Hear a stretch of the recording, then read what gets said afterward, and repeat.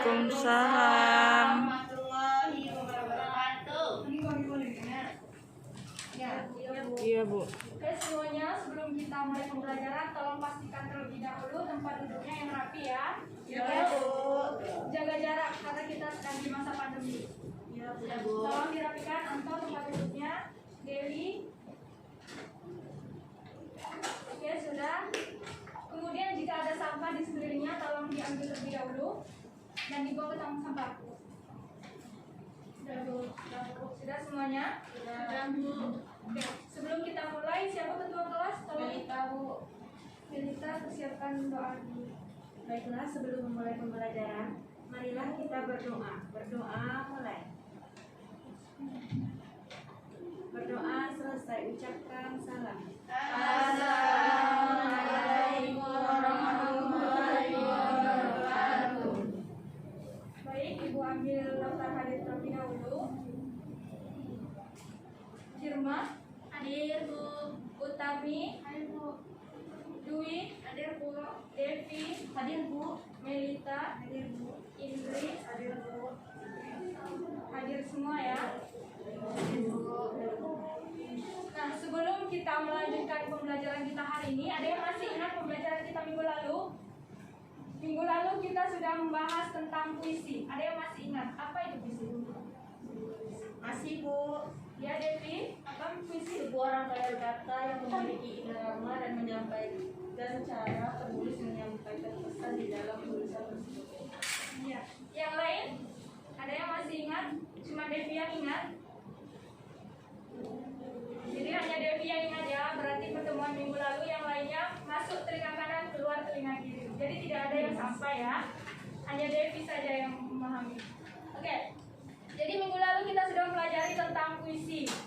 Puisi adalah salah satu jenis karya sastra yang mana dia lahir dari ungkapan perasaan seseorang atau ide pikiran seseorang yang dituangkan ke dalam sebuah tulisan. Mengerti? Mengerti, Tidak ingat? Bu. Nah, jadi pertemuan hari ini tentang fabel. Adapun tujuan pembelajaran kita hari ini, yang pertama yaitu kita akan mengidentifikasi informasi penting dari video fabel yang didengar. Kemudian tujuan pembelajaran yang kedua yaitu menceritakan kembali isi dari cerita fabel yang didengar. Oke, sudah siap semuanya? Sudah, Bu. Sudah. Bagus. Sekarang kita masuk pembelajaran hari ini.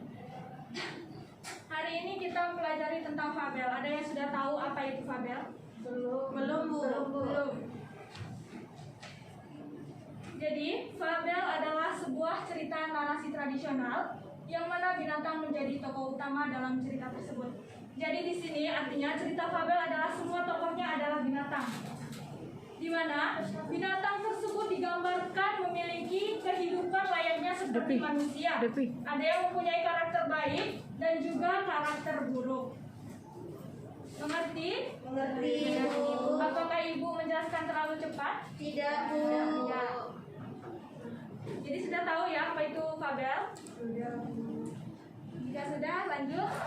Ada ciri-ciri fabel. Ciri-ciri fabel di sini ada 4. Yang pertama itu ada penggunaan kata kerja yang berupa kata kerja transitif dan intransitif. Ada yang sudah tahu? Belum. Jadi kata kerja transitif di sini adalah kata kerja yang di dalamnya memerlukan objek dalam sebuah kalimat. Sedangkan kata kerja intransitif di sini kebalikan dari kata kerja transitif. Artinya kata kerja intransitif di sini tidak memerlukan objek dalam sebuah kalimatnya. Oke? Kemudian adanya penggunaan kata sandang si dan sang. Nah, dalam cerita fabel di sini terdapat kata sandang si dan sang. Di mana kata sandang si dan sang di sini penulisannya terpisah setelah kata yang mengikutinya. Kemudian kata si dan sang ini ditulis dengan menggunakan huruf kecil. Contohnya di sini, misalnya si kancil yang cerdik itu akhirnya berhasil melewati sungai. Jadi di mana kata sandang si-nya? Si kancil. Benar, si kancil. Oke, selanjutnya adanya penggunaan keterangan tempat dan waktu. Keterangan tempat di sini ditandai dengan kata depan di. Contohnya di hutan, di sungai. Sedangkan keterangan waktu di sini biasanya ditandai kata depan pada. Bisa jadi pada pagi hari, siang, sore, malam yang menunjukkan waktu. Lanjut, adanya penggunaan kata hubung lalu, kemudian, dan akhirnya. Nah, cerita fabel tentu kita akan menemukan kata hubung ini, lalu, kemudian, dan akhirnya pada sebuah video cerita fabel mungkin, atau pada teks cerita fabel. Contohnya di sini akhirnya. Kita kembali ke si kancil tadi. Akhirnya si kancil yang cerdik itu berhasil melewati sungai karena buaya ya. Sudah pernah mendengar? Belum. Oke. Nah, setelah ciri-ciri fabel, selanjutnya ada struktur fabel. Struktur fabel di sini ada 4: orientasi, komplikasi, resolusi, dan koda. Orientasi. Sudah tahu orientasi? Sudah. Apa Indri? Bagian yang menunjukkan awal kejadian cerita. Ya. Jadi ya, betul ya. Jadi orientasi dalam struktur fabel di sini merupakan bagian yang menunjukkan awal kejadian cerita atau latar belakang peristiwa tersebut terjadi. Jadi orientasi di sini sama hanya pendahuluan atau pengenalan latar cerita, seperti tokohnya, wataknya, kemudian di mana peristiwa tersebut terjadi, itu terdapat di bagian orientasi. Nah, setelah orientasi ada komplikasi. Ada yang sudah pernah dengar komplikasi? Bukan seperti komplikasi penyakit ya. Jadi komplikasi di sini adalah sama halnya konflik atau masalah dalam cerita fabel. Konflik di sini dialami oleh tokoh. Jadi setelah tadi terjadi orientasi atau pengenalan latar cerita seperti di mana tempat terjadinya tadi, tokohnya bagaimana, kemudian wataknya bagaimana, kemudian dimunculkan komplikasi atau konflik dalam cerita fabel. Nah, setelah muncul konflik, selanjutnya ada resolusi. Resolusi apa? Solusi. Jadi setelah cerita fabel tadi mengalami komplikasi atau masalah, maka selanjutnya akan dimunculkan solusi. Solusi itu adalah untuk penyelesaian konflik dari tokoh tadi. Mengerti? Nah, yang terakhir di sini ada koda. Koda merupakan bagian akhir cerita yang berisi tentang pelajaran yang dapat diambil dari peristiwa tersebut atau amanat.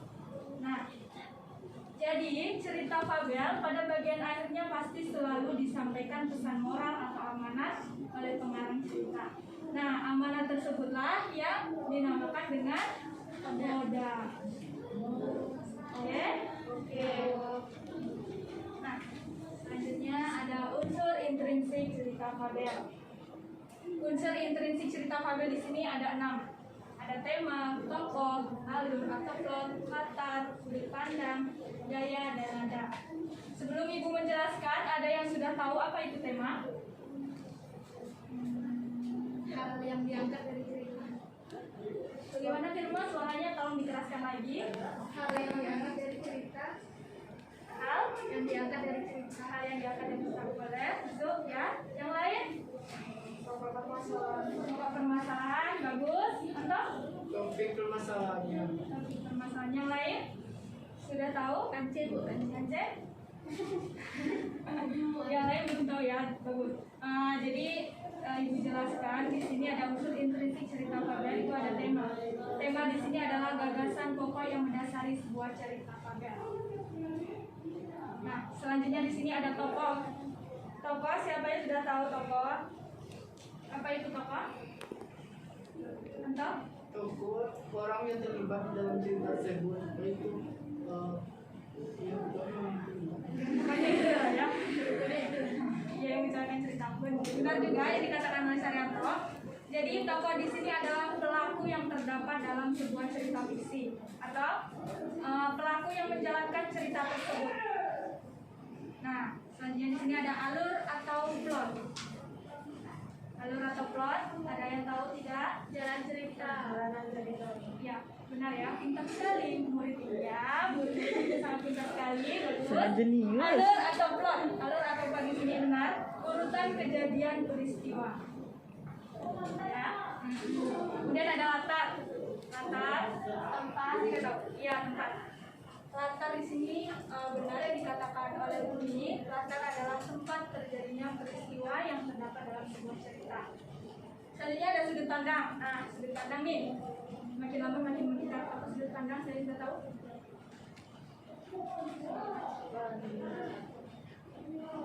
Ya, lanjut. Gaya penceritaan, Bu. Benar-benar gaya penceritaan. Ya, benar juga. Jadi sudut pandang di sini adalah cara yang digunakan pengarang untuk bercerita. Sudut pandang di sini ada dua, sudut pandang orang pertama dan sudut pandang orang ketiga. Di mana? Sudut pandang orang pertama di sini artinya pengarang terlibat ke dalam cerita. Sedangkan sudut pandang ketiga artinya pengarang tidak terlibat dalam cerita. Biasanya ditandai dengan kata ganti orang seperti dia, mereka, atau menggunakan nama tokoh, tentunya binatang ya, karena di cerita fabel. Nah, terakhir ada gaya dan nada.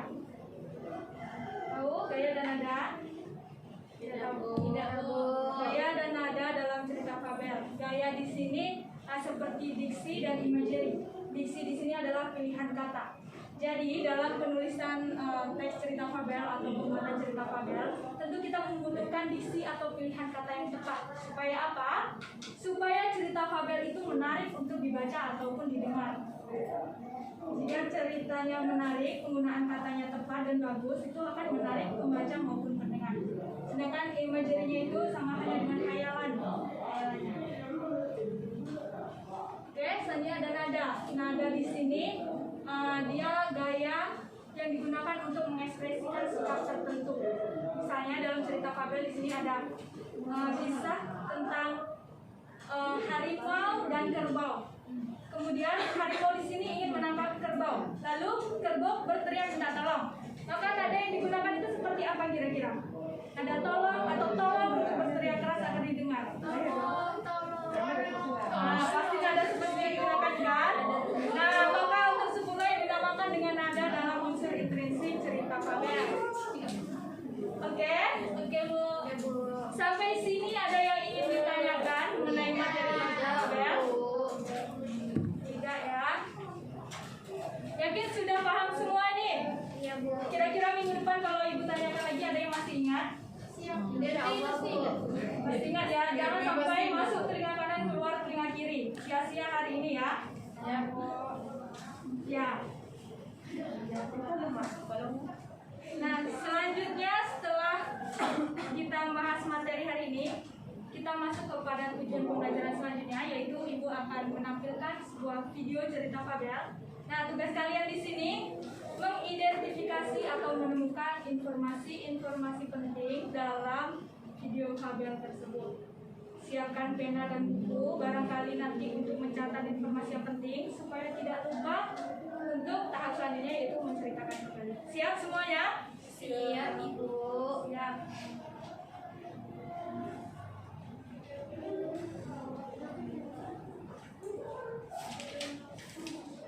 Simak baik-baik ya, jangan ada suara lain ya. Monyet dan buaya. Pada suatu hari, hiduplah sepasang suami istri. Namun mereka bukanlah manusia, melainkan sepasang buaya. Lihatlah mereka. Suami buaya biasa pergi setiap hari ke tepian sungai untuk beristirahat sambil berjemur di bawah matahari. Di tepian sungai ada banyak pohon mangga. Dan pada musim mangga, pohon mangga itu penuh dengan mangga yang matang dan besar. Monyet yang tinggal di pohon sering datang setiap hari untuk memakan mangga matang yang lezat. Monyet dan buaya sering bertemu setiap hari. Dan seiring hari demi hari, mereka berteman. Monyet sering memetik mangga manis dari pohon dan menawarkannya kepada buaya. Buaya pun akhirnya bisa menikmati mangga yang lezat. Suatu hari monyet memberi lebih banyak mangga dan dia berkata, Bawa ini pada istrimu. Aku yakin dia akan menyukainya. buaya pun membawa pulang mangga untuk istrinya. Istri buaya sangat senang melihat suaminya membawakan mangga. Dia merasakan bahwa mangga itu sangat nikmat. Tapi si istri buaya memiliki pikiran yang jahat. Dia berpikir bahwa bila monyet memakan mangga yang lezat setiap hari, tentu saja jantungnya pun juga akan terasa lezat bila dimakan. Dia kemudian mengatakan yang dia pikirkan kepada suaminya, dan suaminya pun sangat marah. Kau payah, monyet adalah kawan baikku. Jangan berani-beraninya kau punya pemikiran jahat itu dalam kepalamu. Tapi istri buaya amat keras kepala. Dia lalu berhenti makan dan tidak mau menyentuh satu makanan pun ke dalam mulutnya. Dia tidak ingin berkompromi. Yang kuinginkan hanyalah jantung monyet, dan aku ingin kau membawakannya padaku. Akhirnya suaminya mengalah dan memutuskan melakukan keinginan istrinya. Dengan sedih dia berjalan ke tepi sungai. Kini dia harus terpaksa berbohong kepada monyet, karena dia tahu monyet tidak akan datang bila dia mengatakan yang sejujurnya. Suami buaya bilang, Istriku selalu menyukai mangga lezat yang kau berikan padanya. Jadi kini dia ingin mengundang untuk kami untuk makan siang. monyet tidak tahu mengenai rencana jahat ini, dan dia menerima undangannya. Monyet melompat ke punggung buaya, dan mereka pun segera berangkat.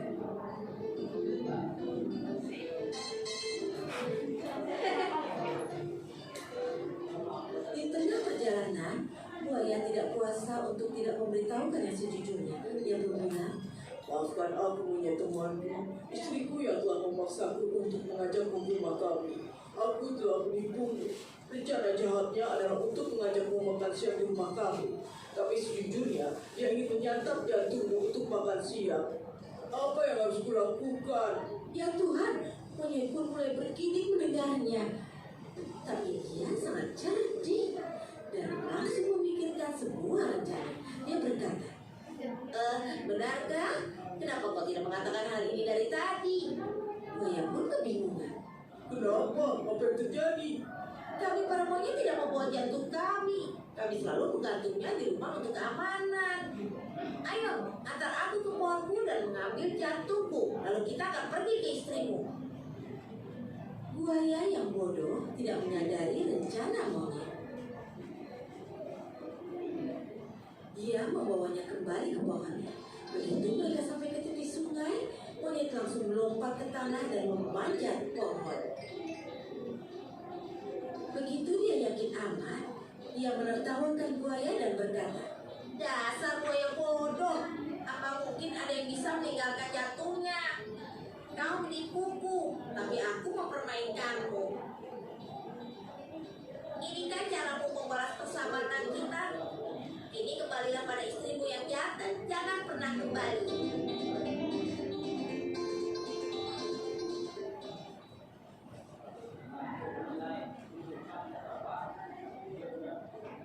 Oke, sudah. Bagaimana ceritanya? Menarik taruh, Bu. Seru. Nah, kira-kira informasi penting apa yang ditemukan nih? Ada tokohnya, kira-kira siapa? Tokohnya adalah Buaya, istri buaya, suami buaya dan monyet. Pasang buaya dan monyet. Nah, kemudian latarnya. Di sungai. Nah, kemudian alurnya maju atau mundur? Maju. Kira-kira kenapa maju? Kenapa tidak mundur saja? Tidak ada cerita masa lalunya. Ya, Bu, tidak ada yang Ada pertanda tadi kalau besok suami buaya akan bilang ke istrinya kalau besok dia akan membawa arti monyet kepada istrinya. Dan kalau besok adalah maju ke depan ya. Jadi dari awal sebelum mulai persahabatan sampai bersahabat, kemudian sampai dikhianati dan putus persahabatan gitu ya. Jadi maju ya. Iya, Bu. Nah, kemudian tadi kira-kira kenapa monyet memutuskan persahabatan dengan buaya? Karena buaya nipu. jahat, Bu. Jahat ya? Tidak, Bu. Bukan nipu sih dia tidak bisa apa ya? Tidak bisa melakukan hal lain. berbagi kasih. Yang dilakukan itu istrinya juga. Monyet pelakor. Seperti itu. Karena masalah wanita tahu. Iya, monyet pelakor. Dia lebih milih istri daripada persahabatannya, padahal jahat istrinya ya. Iya, Bu. Pesan moralnya, sampaikan untuk pendengar. Jangan pilih istri yang baik. Jangan manfaatkan yang baik. Bagaimana Firma? Jangan manfaatkan teman. Jangan manfaatkan teman. Jangan manfaatkan kebaikan orang lain. Iya. Banyak manfaat, banyak pesan moral yang disampaikan oleh pengarang tadi ya. Jadi pesannya intinya jangan mengkhianati sahabat demi kepentingan pribadi. Iya, Bu. Ya, jangan manfaatkan teman tadi kata Firma. Kemudian jangan seperti buaya ya, dikasih hati minta Jantung. keterlaluan ya, dia udah baik pada akhirnya ya. Nah, semuanya sudah menemukan informasi-informasi penting. Selanjutnya nih, yaitu menceritakan kembali cerita fabel yang sudah didengar. Siapa yang ingin menceritakannya terlebih dahulu ke depan? Sudah siap? Siapa? Utami? Sudah? Devi? Yang pertama nanti dapat nilai bonus dari Hadiahnya ada, Bu. ada nilai bonus dari ibu yang pertama. Utami boleh? Ceritakan pakai bahasa sendiri saja. Misalnya tadi dari pertama kali monyet bertemu dengan buaya itu di pohon, kemudian berbagi mangga, kemudian bagaimana selanjutnya sampai putus persahabatan. Pakai bahasa sendiri saja. Tidak usah mengikuti bahasa yang ada di video. Utami. Kasih semangat temannya dong. Semangat, semangat. Utami, kami boleh? Kami nanti nilai bonusnya bagi dua. Janganlah. Baiklah, di sini saya akan menceritakan kembali video yang telah ikut tampilkan tadi. Ya. Di sana ada sepasang suami istri. Buaya ya. Iya, buaya, Bu. Nah, di sana suami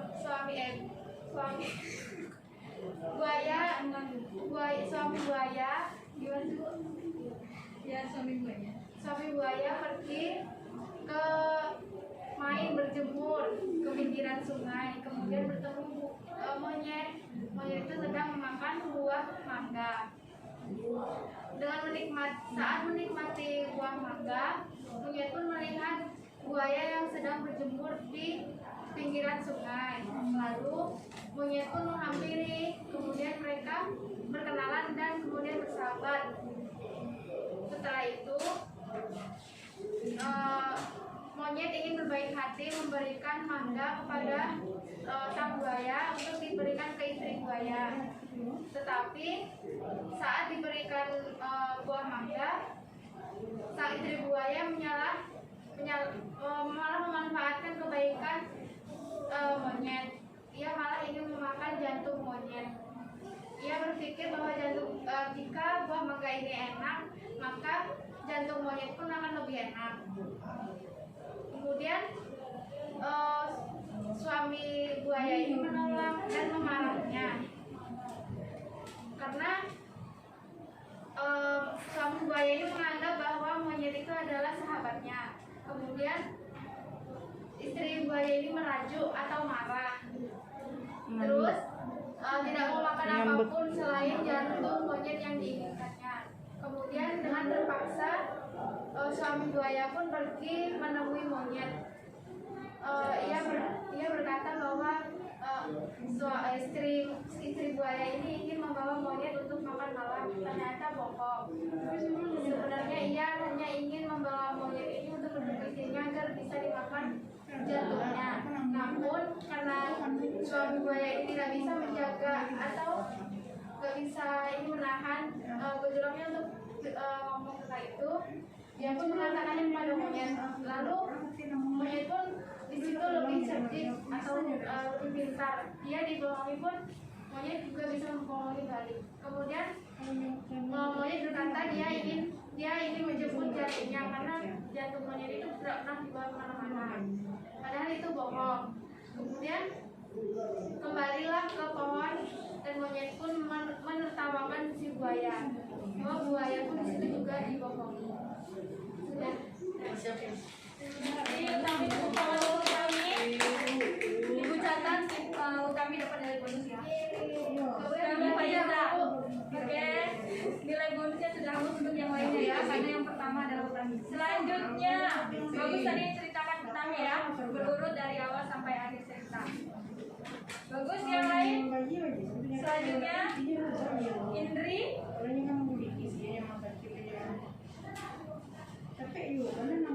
Devi nampak siap tapi sepertinya ya. Baik, terima kasih kesempatan yang diberikan Ibu. Di sini Ibu akan mencoba menceritakan dari video yang Ibu tampilkan tentang video Fabel tadi yang berjudul Buaya dan Monyet.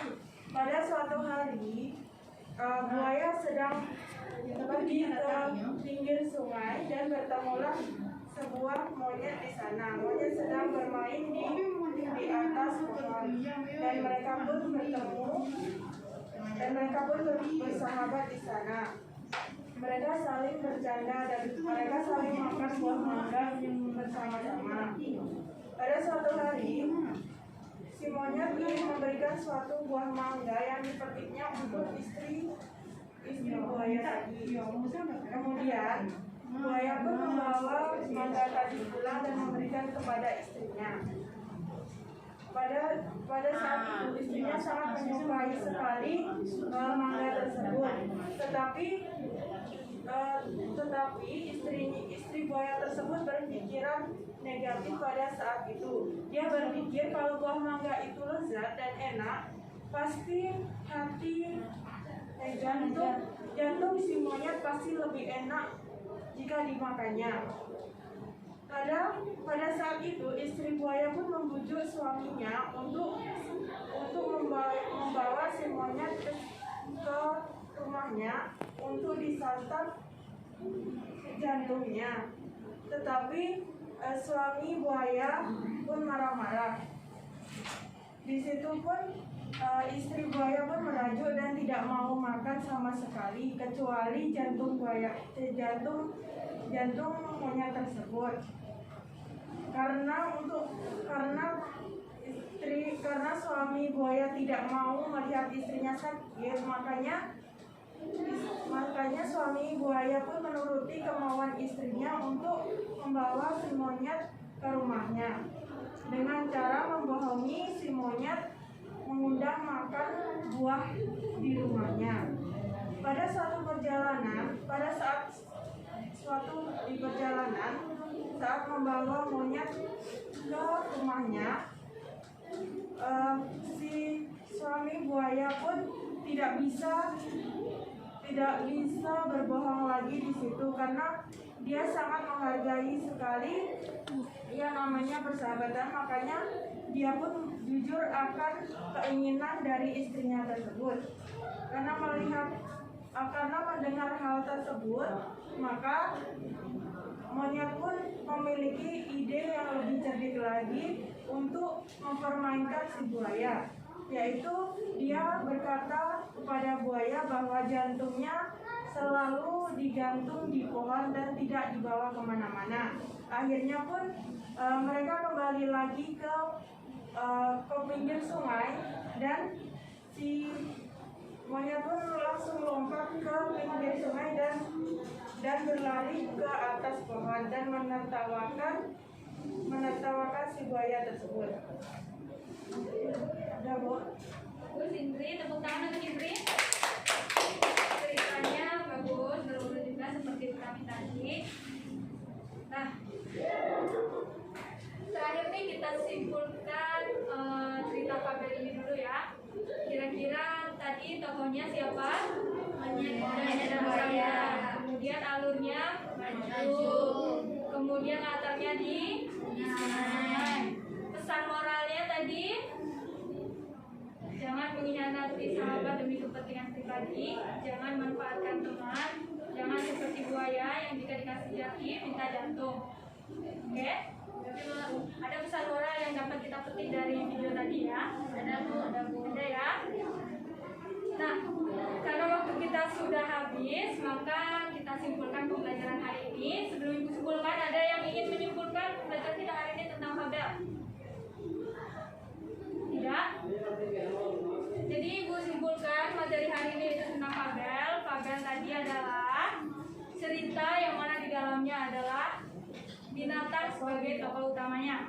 Dan binatang tersebut digambarkan mempunyai kehidupan layaknya seperti manusia. Ada yang mempunyai karakter baik dan karakter buruk. Contohnya tadi seperti video tadi ya, karakter baik dan buruk. Oke? Baik, terima kasih untuk pertemuan hari ini. Semoga ada ilmu yang bisa dibawa pulang, ada manfaatnya untuk Anda semuanya. Pembelajaran minggu depan itu tentang teks eksposisi. Jangan lupa untuk mencari referensinya di perpustakaan ya, dibaca-baca. Nanti minggu depan kita akan membahas teks eksposisi. Dan tetap belajar di rumah tentunya. Jangan sampai minggu depan ibu tanya teks fabel, sudah lupa, jangan ya.